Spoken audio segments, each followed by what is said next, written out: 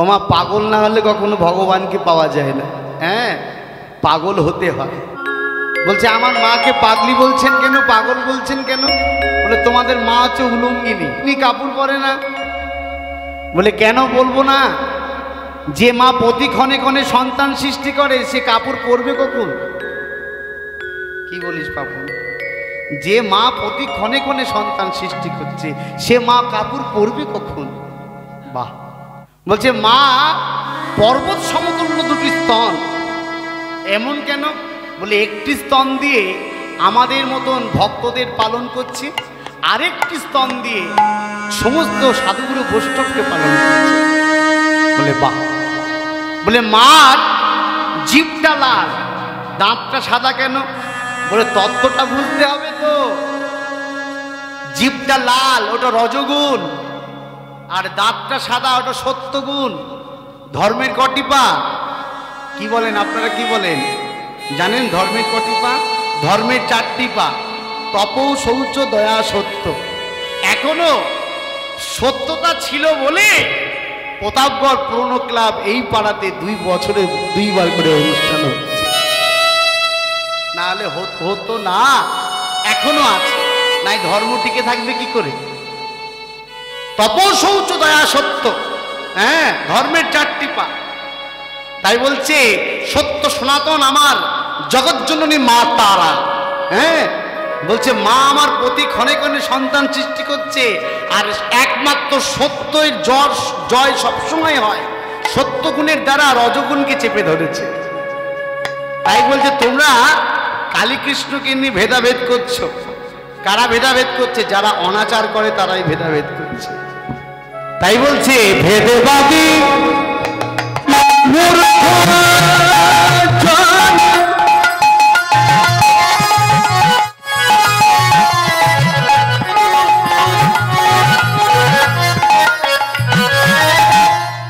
ভেদবাদী মা, ওমা মারে তোর তত্ত্ব নাহি জানে।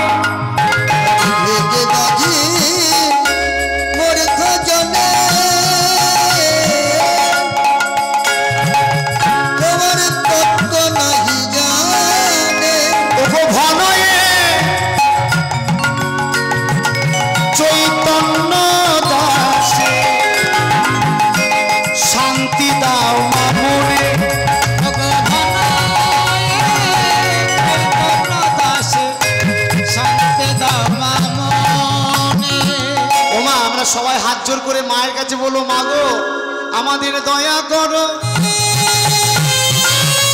কৃপা করো, আমাদের দয়া করো,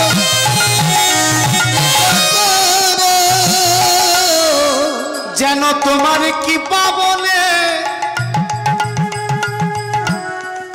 ওমা কৃষ্ণ ধনের ধনী হতে পারি। কৃপা করো,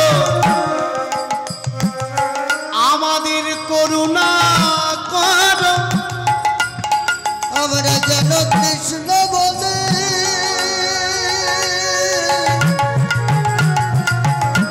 কাঁদিতে পারি।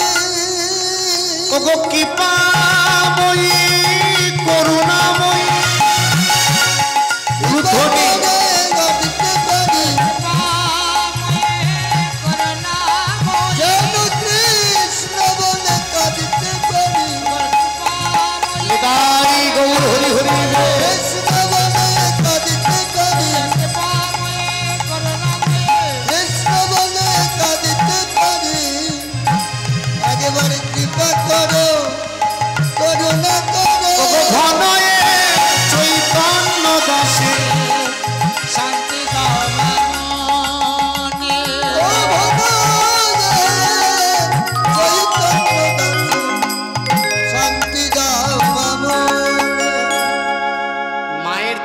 সবাই বুঝতে পারবে না,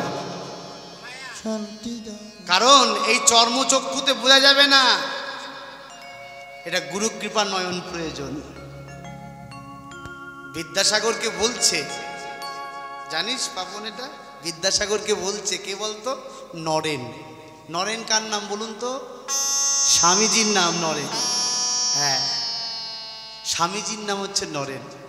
বিদ্যাসাগরকে বলছে, বিদ্যাসাগর এত জ্ঞান অর্জন করলাম, কিন্তু আমার কর্তৃপক্ষ বলছে একটা গুরুচরণ আশ্রয় করতে হবে। বলে বাহ, তোমার সুমতি হয়েছে নরেন, ভালো ভালো, খুব ভালো।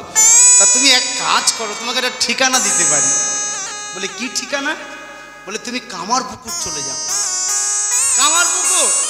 কামারপুকুর বলতে হ্যাঁ, ওই মূর্খ ঠাকুর রামকৃষ্ণ, ওর চরণ ধরতে হবে?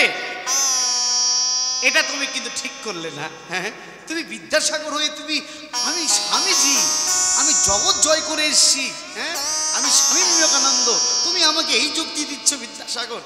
ওরে বাবা, ও মূর্খ না জ্ঞানী, একবার গিয়ে দেখো, আগের থেকে এত লাফালাফি করছো কেন? গিয়ে একটু দেখো না, দেখোই না কি গুরুচরণ আশ্রয় করা যায় কিনা। বেশ, দিনের বেলায় যাবো না, রাতে বেলায় যাবো। বলছে কেন?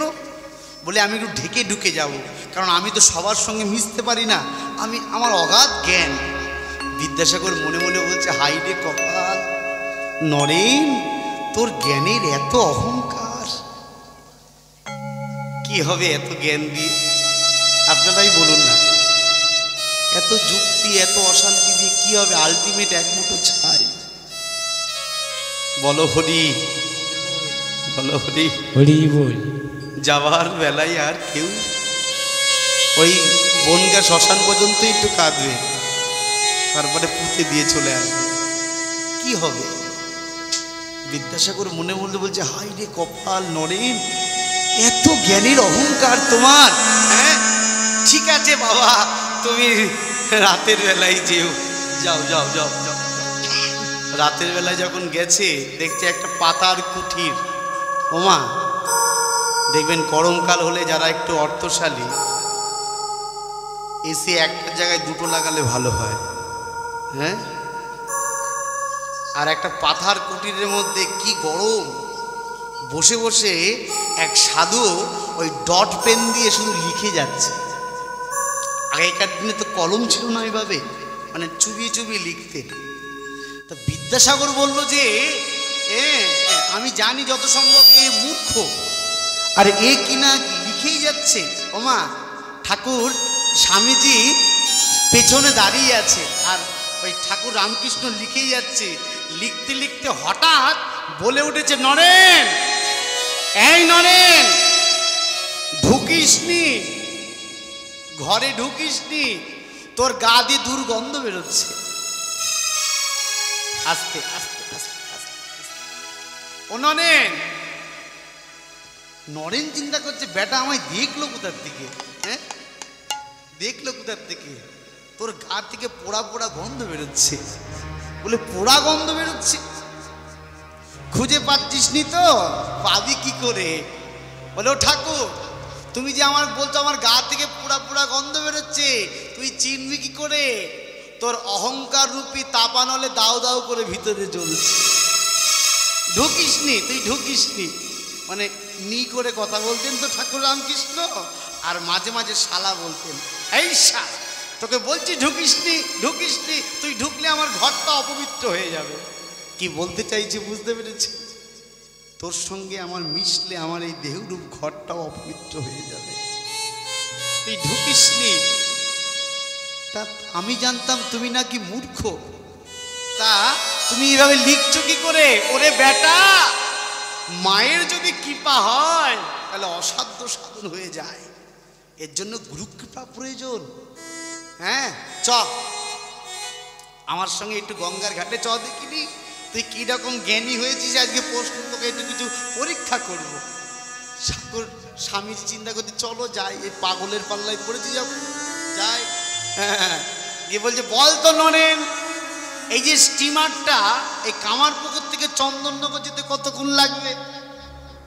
আপনারা বলুন তো, একটা জাহাজ কামারপুকুর থেকে চন্দননগর যেতে কতক্ষণ লাগে? বলছে আধা ঘন্টার মধ্যে। বেশ, আচ্ছা বলতো, ওই যে নৌকা বাইছে ওটা কতক্ষণ লাগবে? স্বামীজি মাথা চুলকাচ্ছে। কিরে, বলতে পারছিস না? তুই তো জ্ঞানী রে। হ্যাঁ, বলে বুঝতে পারছিস না? বলছে না। বলে যদি ওটার সঙ্গে স্টিমারের সঙ্গে নৌকাটা বেঁধে দেওয়া হয় তাহলে কতক্ষণ লাগবে? স্বামীজি বলতে পারছে না। বলে ওরে শালা, তাহলে তো বলেছিলাম তোর গায়ে দুর্গন্ধ বেরোচ্ছে, ওটা যদি আধা ঘন্টা লাগে তাহলে এটাও আধা ঘন্টা লাগবে। ঠাকুর রামকৃষ্ণের কথাতে স্বামীজি ঠাকুরের চরণটা জড়িয়ে ধরেছে। আমি ভুল করেছি, আমি বুঝি নাই যে ভক্তি মার্গের মধ্যে এত ভালোবাসা লুকিয়ে আছে। ওরে চেতনা চৈতন্য করে দে মা চৈতন্যময়ী। ভালো না বাসলে ভালোবাসার মানুষকে কখনো চেনা যায় না রে, ভালোবাসতে হয়। সারা যখন আমার আমার করে মরলি, হ্যাঁ, শুধু গাড়ি আমার, বাড়ি আমার, ছেলে আমার, আমার আমার করে মরলি, কখনো বলে দেখেছিস হে গোবিন্দ তুমি আমার আমি তোমার? কখনো বলিস? সম্বন্ধ কি এমনি এমনি হয় রে নরেন? সম্বন্ধ এমনি এমনি হয় না, ভালোবাসার মানুষকে ভালোবাসতে হয়। জানিস নরেন, যেদিন এই খাঁচার পাখি ছেড়ে চলে যাবে সেদিন ভাবটা কি হবে জানিস? সেদিন নাম যাবে আর এ প্রাণ যাবে, সেদিন নাম যাবে আর এ প্রাণ যাবে, সেদিন নাম যাবে আর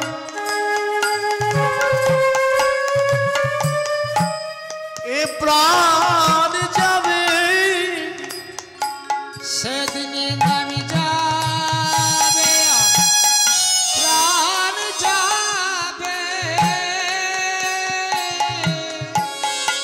একবার বদন ভরে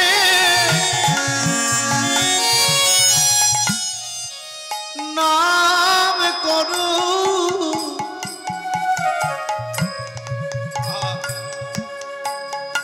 ওই ভালোবাসা মানুষকে ভালোবাসো। একবার বদন হরি নাম করো, নাম যাবে আর প্রাণ যাবে, বদন ভরে নাম করো। সেদিন তোমার সঙ্গে কেউ তো যাবে না গো,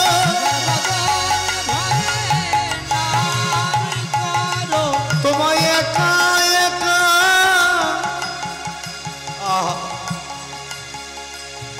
মানুষের এই রাতটা চলে যাওয়া মানে জীবনের একটা দিন চলে গেল।